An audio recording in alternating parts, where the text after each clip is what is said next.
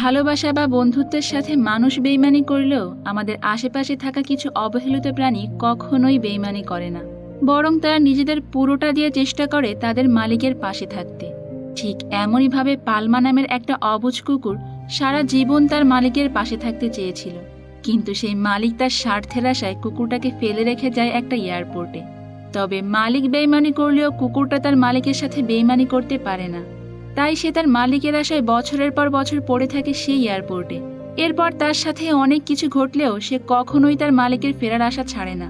বলছিলাম 2021 সালে মুক্তি পাওয়া সত্য ঘটনার উপর নির্মিত রাশিয়ান হার্ট টাচিং মুভি আর ডগ নেমড পালমার কথা।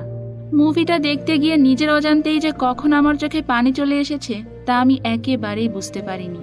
কথা দিচ্ছি, এই মুভিটা কোনোভাবেই আপনাকে নিরাশ করবে না। তো চলুন ঘুরে আসি এক অবুঝ প্রাণীর ভালোবাসার গল্প থেকে।